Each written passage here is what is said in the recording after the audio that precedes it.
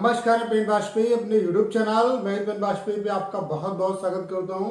Thumbnail से देख के आपको पता चल गया होगा कि आज किस वीडियो में हम लोग किस टॉपिक पे बात करने वाले हैं। आज का वीडियो आप लोगों के लिए बहुत ही ज्यादा इंपॉर्टेंट है, उन सभी कैंडिडेट के लिए जो SSC CHSL 2019 टीयर 2 के एग्जाम में अपीयर होने वाले हैं। जैसा कि आपको पता है कि 14 फरवरी को आपका एग्जाम होने वाला है, तो अब आपके पास आज जो रात का टाइम है वो बचा हुआ है और कल का टाइम बचा हुआ है। तो ये जो इम्पोर्टेंट टाइम आपके पास बचा हुआ है, इस टाइम में आपको क्या करना है और क्या नहीं करना है, क्योंकि ये चीज बहुत इंपॉर्टेंट है आपके लिए जानना कि अब आपको ये जो बचा हुआ टाइम है इसे कैसे बेस्ट तरीके से यूटिलाइज करना है, किन किन बातों का ध्यान रखना है, क्या करना है क्या नहीं करना है। ये आपके जो आपकी परफॉर्मेंस है कहीं ना कहीं इस पर बहुत ही ज्यादा डिपेंड करेगी कि आप इस टाइम को किस तरीके से यूटिलाइज करते हैं। तो आज के इस वीडियो में मैं यही आपको बताने वाला हूं कि आपको अब क्या करना है और क्या नहीं करना है, क्या पढ़ना है क्या नहीं पढ़ना, और किस तरीके से आप एक बेटर तरीके से अपनी परफॉर्मेंस दे सकते हैं, वहां पे कैसे आप 100% वहां पे अपना यूटिलाइज कर सकते हैं, उसके बारे में कंप्लीट तरीके से आपको बताने वाला हूं। और किन किन बातों का आपको एग्जाम हॉल में ध्यान रखना है वो सारा कुछ यहाँ पे आपको कंप्लीट तरीके से बताने वाला हूँ। तो वीडियो आप लोगों के लिए बहुत ही ज्यादा इंपॉर्टेंट है और बहुत ही ज्यादा आपके लिए यूजफुल होने वाला है, तो इस वीडियो को पूरा अंत तक देखिए। तो सबसे पहले बात कर लेते हैं कि अब आपको ये जो बचा हुआ टाइम है आपके पास आज का और कल का, इसमें आपको क्या क्या करना है। तो सबसे पहले याद रखिए कि अब आपको पढ़ना क्या क्या है। तो अब आपको सिर्फ और सिर्फ जो भी आपके मोस्ट इंपॉर्टेंट एंड जो मोस्ट एक्सपेक्टेड जो टॉपिक हैं आपके ऐसे के, उनको आप ज्यादा से ज्यादा क्या करिए, उन्हें लिख के देखिए। जरूरी यही रहेगा कि आप प्रैक्टिस लिखने की करिए, जो इंपॉर्टेंट टॉपिक हैं उनको लिखने का प्रयास करिए। और ये जो काम है आपका, ये कल जो आपका 4 से 5 बजे का टाइम है तब तक आप इसको निपटा लीजिए। जो भी लिखने का आपका जो भी प्रैक्टिस का है उसको आप 4 से 5 बजे तक लिख डालिए। जो जो इम्पोर्टेंट आपके ऐसे के टॉपिक हैं, कौन कौन से इम्पोर्टेंट ऐसे के टॉपिक हैं वो मैंने आपको बताए हुए हैं, उनको करिए। या अदर सोर्सेस जो आपको पता चले हैं उनको आप प्रैक्टिस जरूर कर लीजिए। उसके अलावा आप जितनी भी PM की मोस्ट इम्पॉर्टेंट जो स्कीम्स हैं उनके डाटा को एक बार चेक जरूर कर लीजिए कि कौन कौन से इम्पोर्टेंट फैक्ट्स हैं, उसके क्या क्या जरूरी बातें हैं, उनको आप जरूर एक बार एक सरसरी निगाह से उनको जरूर देख लीजिए। आपको भले ही लिख ना पाओ वो अलग बात है। जैसे अगर बात करें हम जो इम्पोर्टेंट मैंने आपको ऐसे के टॉपिक बताया कि इनकी आपको प्रैक्टिस कर लेनी है, तो अगर लिखना पॉसिबल ना हो, जैसे आप ना लिख पाए, तो कम से कम ये जरूर करिए कि उनका जो इम्पोर्टेंट फैक्ट्स है, जो उनके इम्पोर्टेंट डाटा है, उसको आप जरूर एक बार देख लीजिए। और जो भी PM की जो मोस्ट इम्पॉर्टेंट स्कीम है उनका भी जो मोस्ट इम्पॉर्टेंट जो डाटा है, जो उसके फैक्ट्स, जो उसकी जानकारी है, उसको आप जरूर देख लीजिए। उसके अलावा आप लेटर का जो मैंने आपको फॉर्मेट बताया, या कहीं से भी आपने लेटर और एप्लीकेशन में फिलहाल इतना फर्क नहीं होता है, दोनों एक ही चीजें हैं, तो उसका जो फॉर्मेट है उसको आप एक बार देख लीजिए। और UFM से बचने के लिए आपको क्या क्या करना है, क्योंकि वहां पे जो आपका नोटिफिकेशन आया 2019 का, उसमें तो UFM के बारे में मतलब वहां पे सिर्फ ये लिखा है कि आपको सिर्फ अपनी पर्सनल आइडेंटिटी नहीं देनी है, इमेजनरी के बारे में नहीं लिखा हुआ है। लेकिन आपकी जो कॉपी आएगी वहां एग्जाम हॉल में, अब जब देने जाएंगे एग्जाम, तो वहां पे जो कॉपी आएगी आपको जो मिलेगी, उसमें आप उसे जरूर देख लीजिए। उसके जो दिशा निर्देश हैं उनको जरूर अच्छी तरीके से पढ़िए कि उसमें क्या लिखा हुआ है।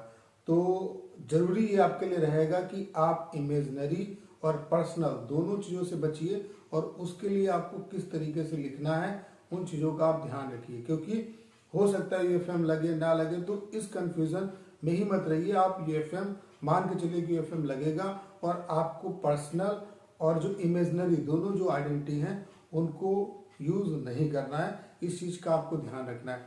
उसके अलावा प्रिसाइज जो राइटिंग है इसकी आप प्रैक्टिस जरूर करके जाइए, ये आपके लिए इंपॉर्टेंट है। और प्रिसाइज राइटिंग को अगर इन्होंने एडमिट कार्ड में, कुछ बच्चों के एडमिट कार्ड में दिख रहा है और कुछ बच्चों के एडमिट कार्ड में नहीं शो कर रहा है, तो बच्चे कंफ्यूज हैं कि हमारे में नहीं दिख रहा है और किसी किसी में दिख रहा है, तो ये उम्मीद है कि आपका प्रिसाइज राइटिंग आ सकता है। किसी में ईटीसी करके लिखा हुआ है और किसी में दे दिया है प्रिसाइज राइटिंग, तो प्रिसाइज राइटिंग पूछने के चांसेस 99% है। तो ये आपसे पूछा जा सकता है। मैं फिर से फोकस देके कह रहा हूँ कि इस पे आप जरूर फोकस करिए, प्रिसाइज राइटिंग आपका आ सकता है, इसकी प्रैक्टिस कर लीजिए आप। क्लियर। उसके बाद बात कर लेते हैं कि कौन कौन से आपको डॉक्यूमेंट लेके जाने हैं। ये भी बहुत ज़्यादा इंपॉर्टेंट है, जो कि बच्चे फिर लास्ट टाइम में आप अलग तरीके से वहाँ पे बिहेव करते हैं। पता चला कि आपको जो डॉक्यूमेंट लेके आना है वो आप नहीं लेके जाते हैं। तो सबसे पहले आप इन चीज़ को, जो भी डॉक्यूमेंट मैं आपको बता रहा हूँ, वो कल ही आप अपने डॉक्यूमेंट रेडी कर लीजिए। परसों ऐसा ना हो कि आप मॉर्निंग में जा रहे हैं पेपर देने और फिर आपके दिमाग में आए कि ये डॉक्यूमेंट में ले आना भूल गए। तो कल अपने डॉक्यूमेंट सारे आप रेडी करके रख लीजिए। क्या क्या लेके जाना है? एक आइडेंटिटी प्रूफ आपको लेके जाना है, वो आपका आधार कार्ड भी हो सकता है, पैन कार्ड भी हो सकता है, ड्राइविंग लाइसेंस भी हो सकता है। तो आइडेंटिटी जो प्रूफ है वो आपको ओरिजिनल लेके जाना है। इसकी फोटो कॉपी आप रख लीजिए एडवांस में, ताकि अगर फोटो कॉपी कहीं कहीं सेंटर पे मांगते हैं और कहीं कहीं नहीं मांगते। ज़्यादातर ये होता है कि फोटो कॉपी नहीं मांगते, लेकिन बाई चांस अगर मांग ली जाए तो उसके लिए आप उसकी एक फोटो कॉपी भी करा लीजिए। और ओरिजिनल आपको नहीं बोलना है, ओरिजिनल जरूर लेके जाना है। उसके अलावा 2-4 पासपोर्ट साइज की आप फोटो लेके जाइए। एडमिट कार्ड तो लेके जाना है आपको। उसके अलावा आप ब्लैक और ब्लू दोनों बाल पॉइंट पेन लेके जाना है आपको। जेल पेन नहीं लेके जाना है, बाल पेन लेके जाइए। ब्लैक और ब्लू दोनों रख लीजिए, और 2-2, 3-3, 4-6 जितने हो आपके पास वो रखिए। और कोशिश ये करिए जो पेन चले हुए हों उनको आप लेके जाइए, क्योंकि उससे आपकी राइटिंग बनेगी। पता चला आप नया पेन लेके गए तो उसमें उस तरीके से उस फ्लो में आप नहीं लिख पाएंगे।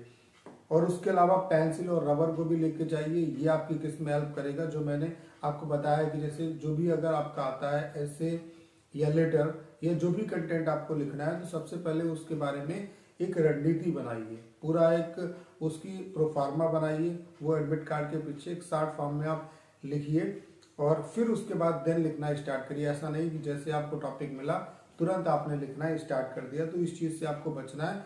तो पेंसिल और रबर लेके जाइए, ताकि बाद में उस चीज़ को आप मिटा सकें। उसके अलावा आपको जो कॉपी मिलेगी, जो आपकी ओरिजिनल कॉपी होगी, उस पर आपको कटिंग से बचना है, कटिंग बिल्कुल नहीं करनी है। उसके अलावा आपको एक्स्ट्रा उसमें कॉलम नहीं बनाने हैं। पता चला पट्टी लेके आपने एक्स्ट्रा कॉलम बना दिए। उसके अलावा आप ये ध्यान रखिए, जैसे अगर आपको जो वर्ड लिमिट है उसको अगर ध्यान में रखना है, तो देख लीजिए कि एक जो आपका पेज है उसके हिसाब से आपके कितने बॉक्सेस में, कितने पेजेस में आपका कंप्लीट मैटर आना चाहिए। तो वहाँ पे आप पॉइंट का निशान लगा दीजिए।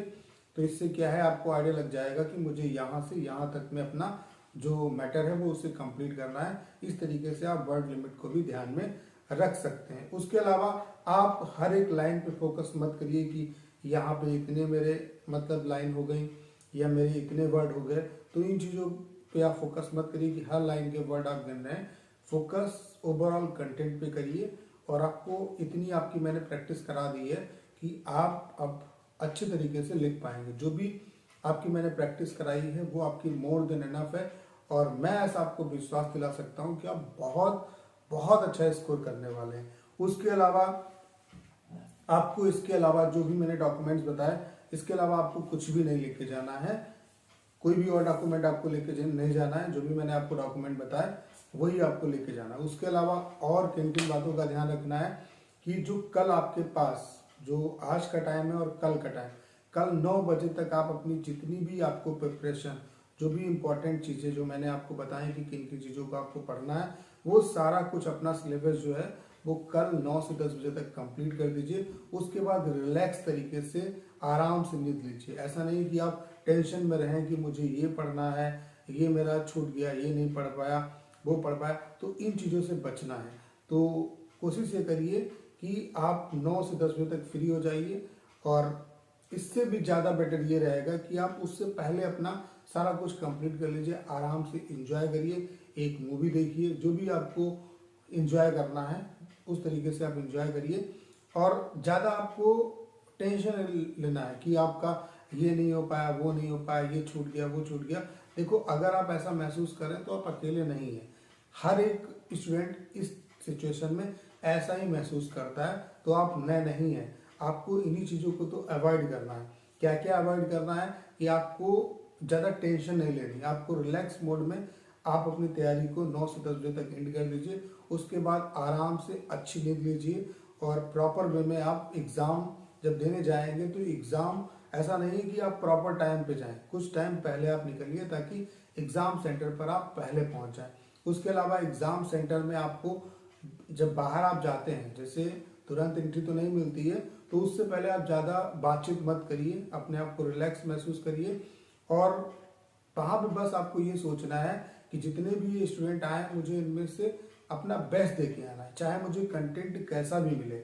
आपको बस अपने दिमाग में ये चीज़ सोचनी है कि चाहे मुझे जो भी टॉपिक मिले, चाहे मुझे जो भी कंटेंट मिले, बस मैं अपना बेस्ट दे के आऊँगा, मुझे अपना बेस्ट दे के आना है ताकि मुझे बाद में रिग्रेट ना रहे। और आपस में डिस्कशन करेंगे आप तो ज़्यादा कन्फ्यूजन होगा।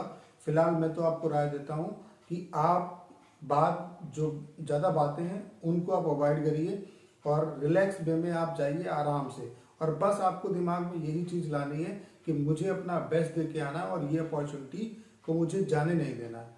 और आप ये मत सोचिए कि मैं पास हूँगा या फेल हूँगा, आपको बस ये सोचना है कि किसी भी तरीके से मुझे बाद में अफसोस नहीं होना चाहिए। इसलिए जो टॉपिक मुझे मिला है, जो भी मैटेरियल मुझे मिला है, जो भी परिस्थितियां हैं मेरे पास, उनमें मुझे अपना बेस्ट परफॉर्मेंस देना है। बस आपको ये चीज़ सोचनी है और ऐसा मैं उम्मीद करता हूँ कि अगर आप इन चीज़ों को फॉलो करेंगे तो आप बहुत अच्छा करके आएंगे।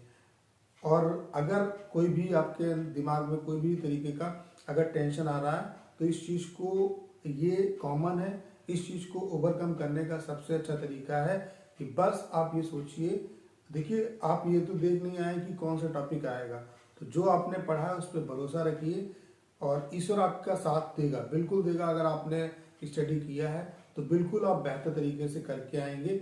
जो आपने पढ़ा है उसमें विश्वास रखिए और वहाँ पे जो भी आपको टॉपिक मिलता है उसमें सबसे अच्छा मैं जुगाड़ आपको बताता हूँ कि जैसे मान लेते हैं पढ़ा हुआ टॉपिक अगर आता है तो अच्छी बात है, अगर नहीं पढ़ा हुआ टॉपिक बाई चांस आ जाता है तो उसमें आपको सिर्फ और सिर्फ ये दिमाग लगाना है कि यार जो मैंने पढ़ा है, इतना सारा पढ़ा है, उसको मैं कैसे यूटिलाइज करके इस टॉपिक को बेहतर तरीके से एक्सप्रेस कर सकता हूँ। बस आपको इस चीज़ पे फोकस करना है। उम्मीद है कि जो भी बातें मैंने आपके साथ डिस्कस की, अगर आप इन बातों को फॉलो करेंगे तो आप बहुत अच्छा स्कोर करेंगे। और उम्मीद है कि मेरी ये वीडियो आपको बहुत ही अच्छे तरीके से समझ में आई होगी, वीडियो आपके बहुत ही काम आएगी।